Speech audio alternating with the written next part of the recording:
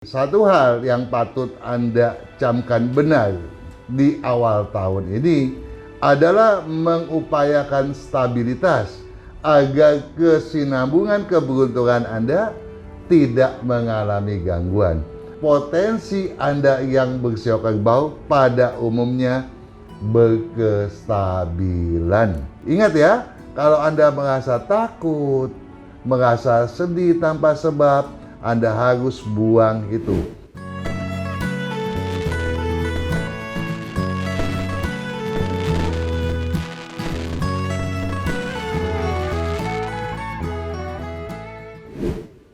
Para juragan, sahabat Sonora yang baik hati, dimanapun Anda berada, kita berjumpa kembali. Khususnya kali ini saya hendak berbincang dengan Anda yang bersiok kerbau. Anda yang bersiok kerbau mau tahu apakah Anda siong atau tidak di tahun kelinci air ini. Namun mungkin sebagian daripada Anda kali ini ketar-ketir. Walaupun saya tidak ciong misalnya, ataupun saya ciong, bagaimana menghadapi situasi yang katanya, kata orang loh ya, di tahun 2023 akan dilanda resesi. Kalau itu terjadi, wah, jangan-jangan proyek yang sudah disetujui pun dibatalkan kembali. Apabila Anda sudah menyimak video yang telah kami publish, yaitu yang berjudul resesi ini solusinya, kekhawatiran itu mestinya tidak terjadi. Nah, agar Anda semakin yakin, kenapa saya katakan semakin yakin? Karena tahun kelinci air memang berpredikat keyakinan semu, syarat emosi, dan wasangka. Dengan kata lain, Anda tidak perlu khawatir apabila sahabat Anda, rekan kerja Anda, atau saudara-saudara Anda ya selalu merasa khawatir, dan kalaupun yakin, yakinnya cuma sebatas mulut ya, dalam benaknya penuh kekhawatiran yang tidak terucapkan karena banyak kalimat jangan-jangan, jangan-jangan, dan jangan-jangan di dalam benaknya. Nah, agar hal itu tidak terjadi, mari kita bahas bagaimana tahun kelinci air ini. Tapi tentu saja berkaitan dengan Anda yang bersio kerbau. Nah, untuk itu saya mau mengajak Anda, ya, khususnya pula kepada Anda yang sudah memiliki buku tahun kelinci air Imlek 2574 ya, karena buku ini penting sekali untuk Anda gunakan sebagai pedoman. Saya mengajak untuk membuka halaman 217. Kenapa saya mengajak Anda membuka halaman tersebut?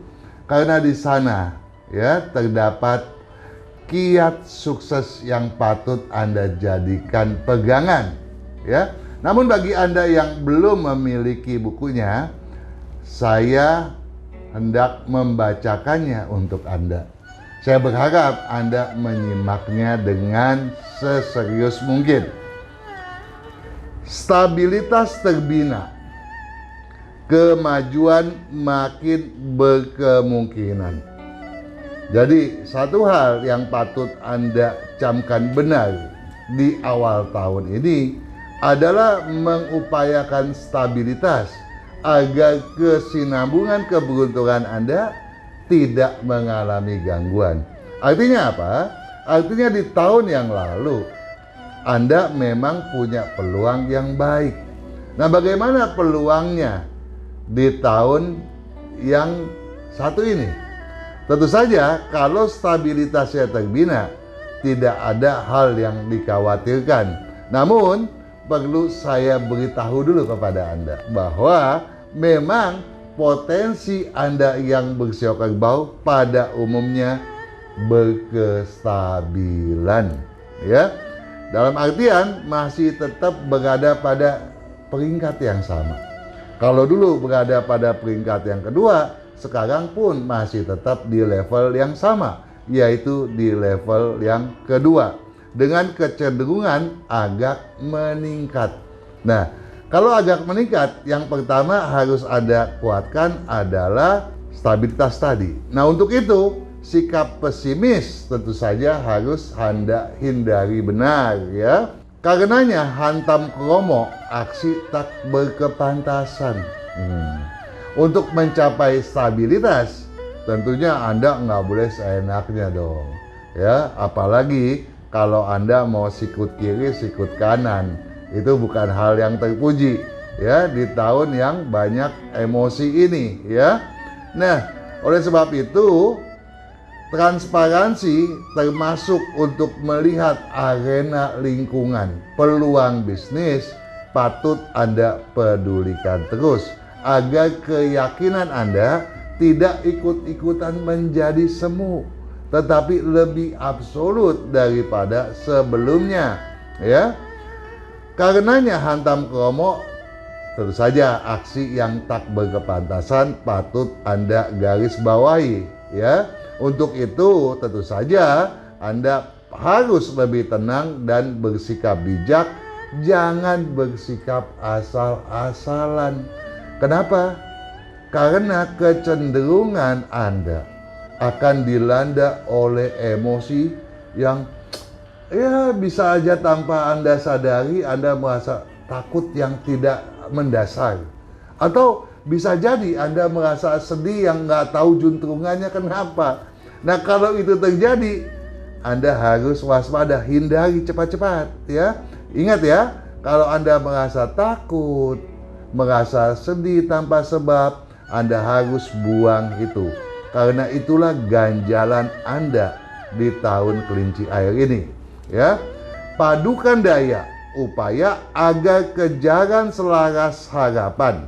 Nah, untuk itu daripada Anda merasa takut, daripada Anda merasa sedih yang tidak karuan, Anda patut mensinergikan daya upaya yang Anda miliki ya, agar harapan Anda bisa terwujudkan dengan baik ya, dengan lebih mudah daripada sebelumnya ya. Sinergikan daya, hak dan kewenangan patut seiring. Nah, dayanya harus sesuai, hak dan kewenangannya harus juga sesuai. Dalam konteks ini Anda patut memanage ya, karena dalam tahun kelinci air ini hal yang sebelumnya menjadi ganjalan, misalnya berkaitan dengan prinsip di mana Anda gampang pesimis, di tahun ini prinsip tersebut menguat. Ingat itu, Anda tidak perlu khawatir untuk menguatkan prinsip Anda sendiri. Hindari tumpang tindih kewajiban dan kewenangan. Nah, jadi kalau Anda memanagenya dengan baik, tumpang tindih tadi tidak mungkin akan terjadi. Kalau itu bisa Anda kelola dengan baik dan benar, tolong cermati bahwa kesuksesan dan rezeki lebih mudah, makin mudah Anda wujudkan. Nah, bagaimana sebaiknya kita yang bersiok kerbau mengimplementasikan hal itu ya, berkaitan dengan aktivitas mengelola bisnis ya, dalam konteks ini karir lah.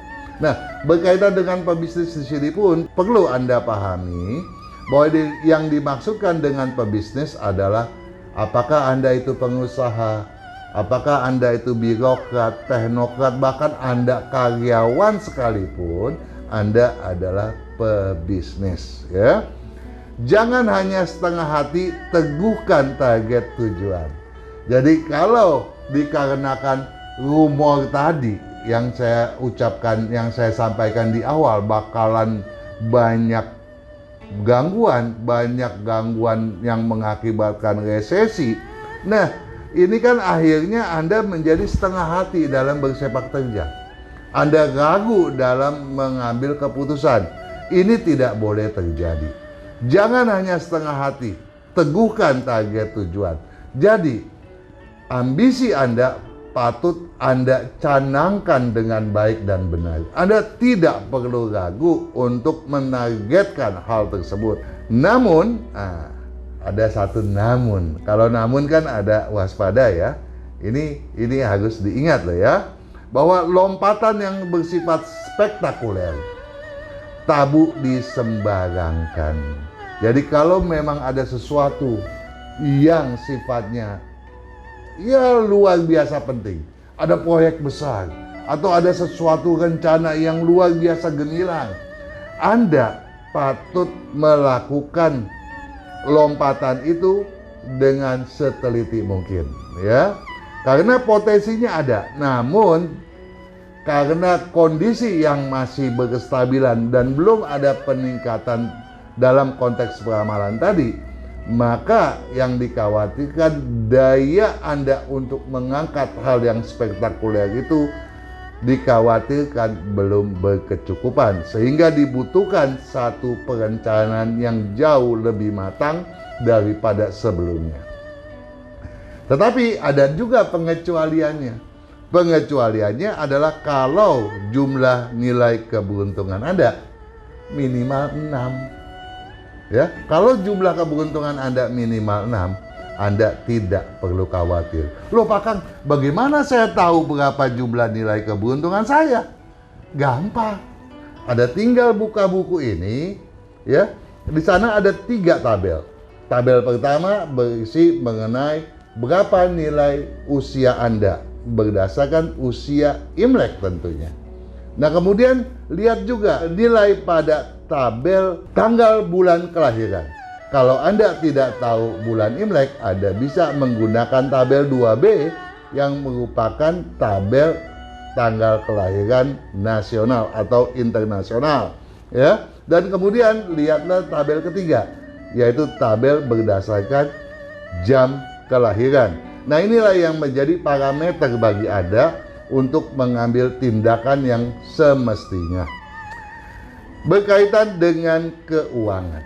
Nah, di sini sebelum saya menjelaskan lebih lanjut kepada Anda, saya kepingin Anda paham dulu bahwa di dalam buku ini saya telah memilah, ya, dan menjelaskan bahwa bagi Anda sio kerbau yang berusia anu, sebaiknya melakukan anu dan jangan melakukan anu. Ada itu pada buku, ya, berdasarkan usia sio Anda sendiri, ya, berdasarkan usia Imlek. Nah, kemudian kalau Anda merasa, wah, saya agak lemah, nilai keberuntungan saya ternyata toh rendah.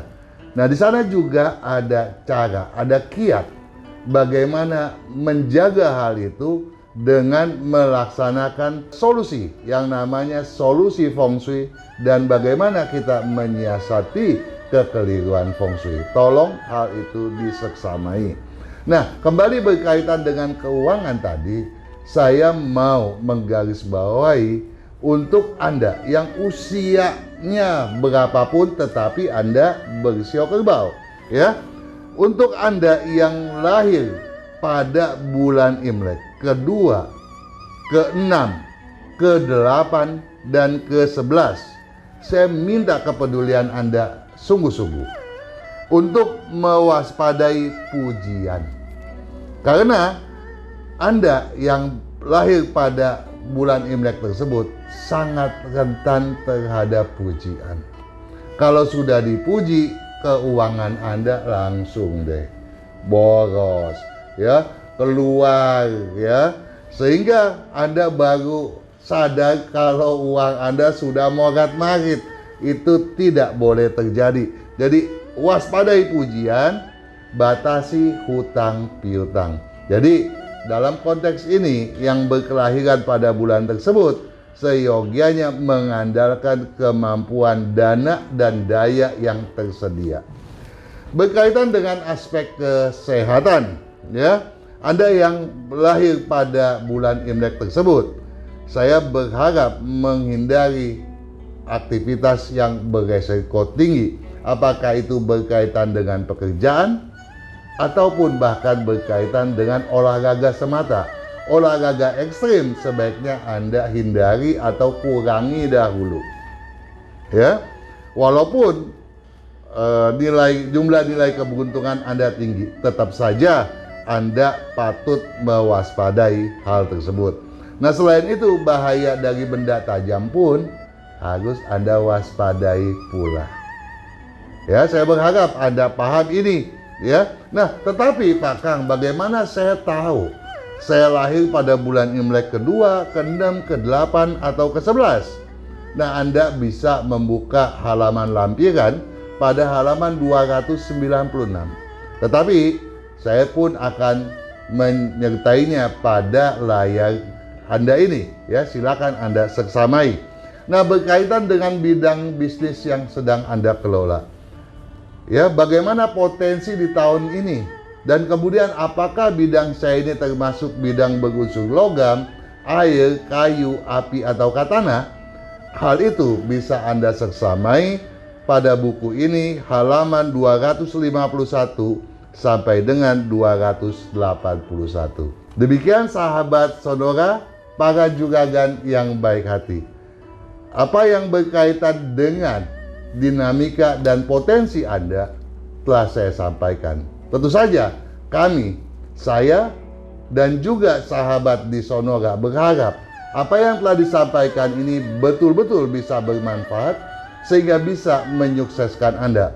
Bukan saja kestabilan yang kelak Anda bisa raih, tetapi juga peningkatan yang jauh lebih signifikan. Sukses selalu.